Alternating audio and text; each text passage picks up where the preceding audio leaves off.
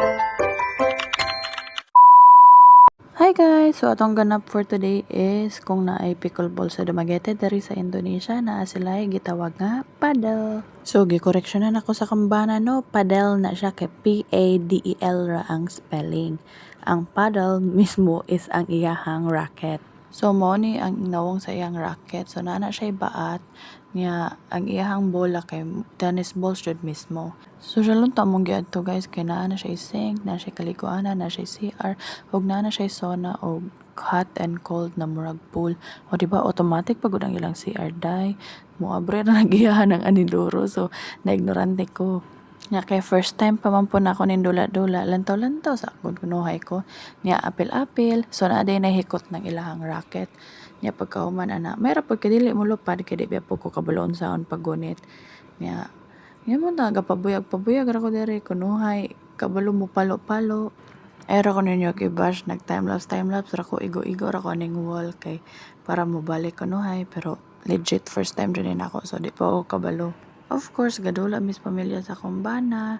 Nga igo ra gud akong mabalik na pagkahuman ana igo na pud ko kuha sa bulak kay sus makaulag gyud di ko kabalo. Sus ko mura naman pud ni Bicol baling kapuya so bali jud akong inom og tubig nakahurot kog 3 liters.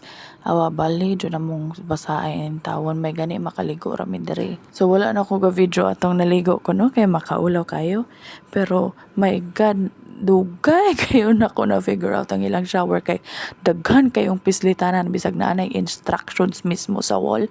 Dugay kay ko nakabaloon saon kay mo init man mo bugnaw man nga ang init nakabutang kay 60 degrees yatay mo ra man ko og luto didto nya sulay-sulay po ko atong cold plunge o di ba ignorante ko kay ko nya pagkuman kani murag staple na jud ni sa mga babae sa Jakarta or sa Indonesia nga i-blower ang buhok usa mo lakaw.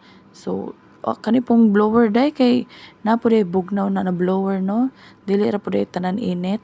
So wala ra, mura ra ko ani correct dere oy. So yun lang po, mura na ko ang a day in my life dere sa Jakarta. Oh, mura jud ko correct bay makaulo kayo. May gani solo kayo na mo ning lugar kay natimingan man na ang I don't know if tag-iya ba or basta I think na part tinis negosyo papa sa kumbana. That's it. Bye-bye.